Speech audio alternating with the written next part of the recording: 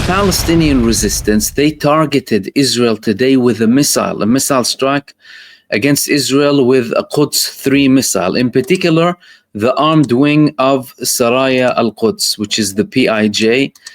They're sending a message to Israel with this attack that they carried out today, showing that we have capability to carry out strategic attacks inside of Israeli territory.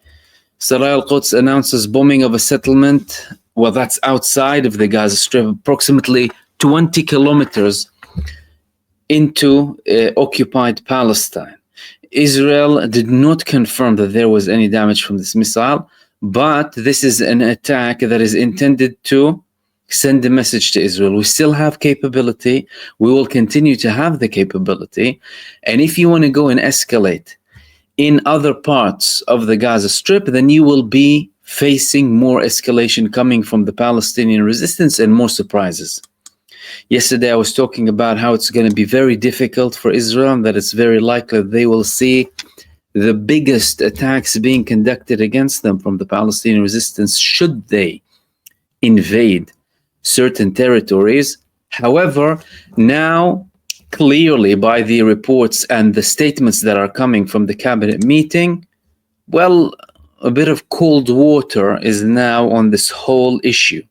But from Netanyahu's perspective, he's going to have to carry out some sort of strikes and carry out some sort of actions in this campaign to show at least to the Palestinian side that he's real.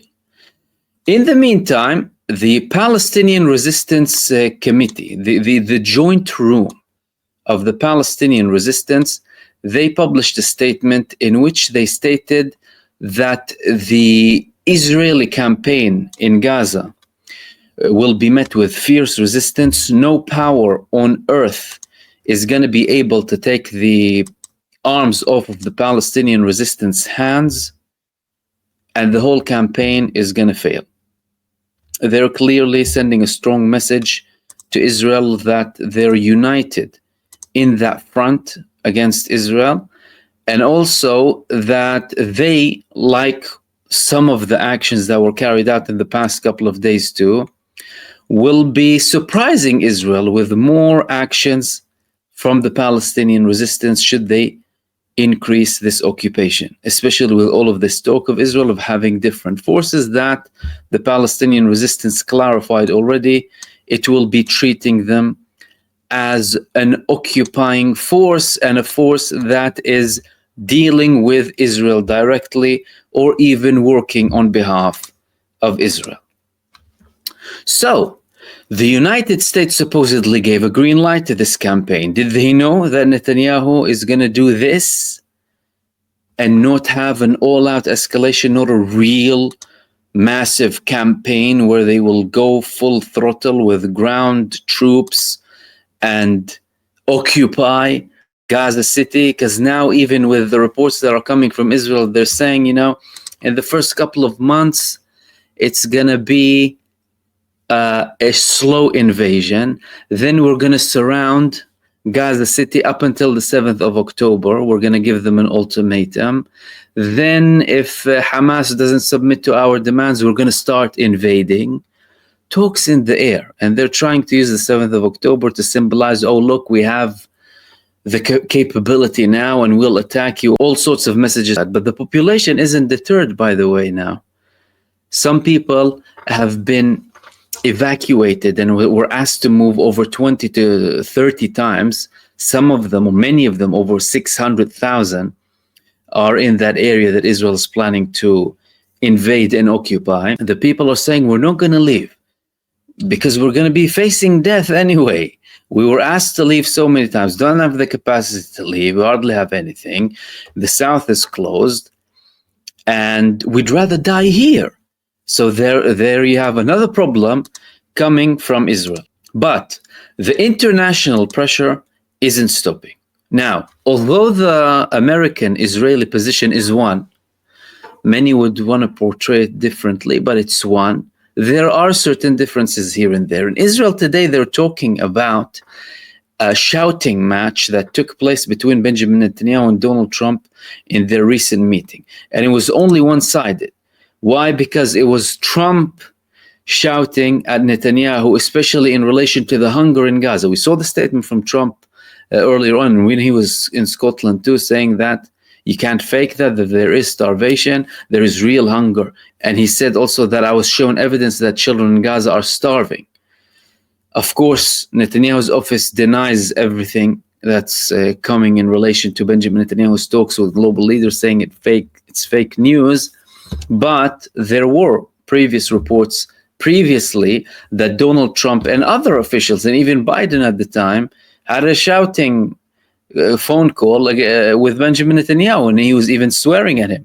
And it's not only the United States. And by the way, that shows you the level of stupidity of the Israeli leadership, causing all of these problems with their closest allies, but they're becoming even more delusional and secluded now with their approach. Like the Israeli ambassador to the UN is saying, even if the whole world goes against us, we are going to go with this campaign to bring our hostages back, even though he knows very well that the prisoners of war will only return when they talk with the Palestinian resistance side. They're creating problems with strategic allies. And now it reached a stage where Germany, you heard that right, is having an embargo against Israel. Although this move coming from Germany is saying that we're only gonna stop exports that are related to the offensive inside of the Gaza Strip, this is still a very, very significant move. Germany has been a key ally of Israel for so long, and they have been more Zionists than Israel itself. All of a sudden, they're taking that position. It shows you where things are going, and it shows you where Israel is taking itself to. And it's not a good place. And although many of these moves that are coming from European countries at the moment and to this moment are still theatrics rather than anything substantial. No, they're not focusing on anything. They're not blaming Israel. They're not doing anything that they actually need to do urgently. But even that small shift from very corrupt powers is significant. It shows you where Benjamin Netanyahu is leading Israel to. Now, in Gaza, they're not sparing anything, the Israeli authorities, when it comes to the Palestinian population. And one of the most devastating reports that came recently was from a doctor inside of Gaza who had a post on X. He said that Israel is having a biological warfare against the civilians inside of the Gaza Strip. And it was reported on several Palestinian media outlets and also by the man himself on X. What did he say exactly? He said that, and his name is Dr. Muhammad Hamad from Gaza. He suspects that Israel is subjecting the Gaza Strip to a biological warfare through food aid and demands immediate investigation from the United Nations. It says on X, aflatoxin B1, a carcinogenic mycotoxin, has been found in white beans and legumes, and the narcotic oxycodone has been found in flour.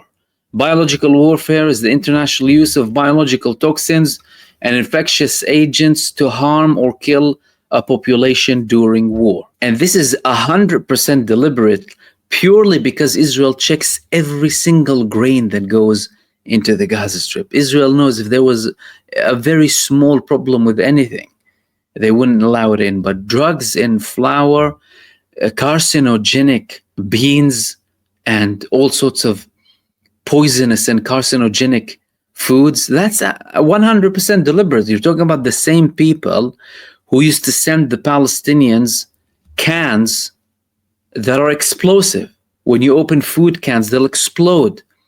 They reach that level. There isn't a line that the Israelis haven't crossed in Gaza.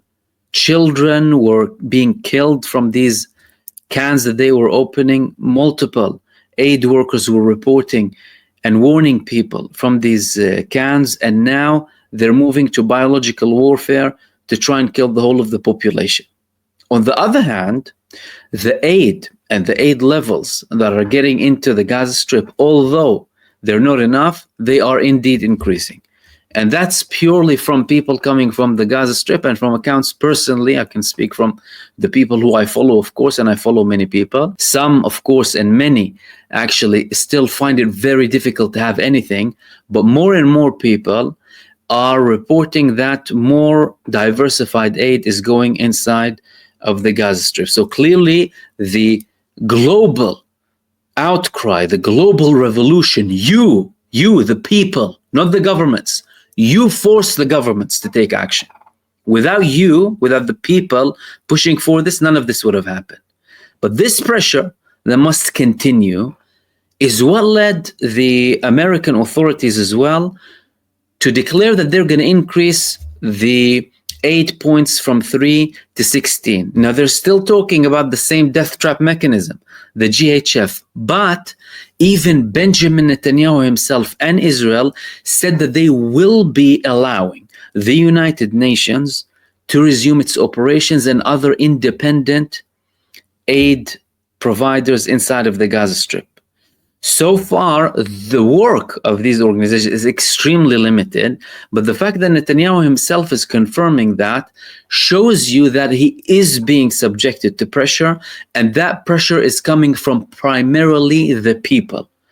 People across the globe calling to end this genocide and this starvation campaign, evidence coming from the ground, even when some members of the GHF were trying to hide the fact that the people were getting killed.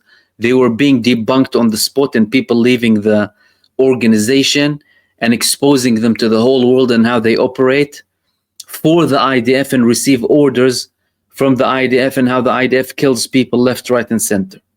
So lots of developments that are happening on the ground here.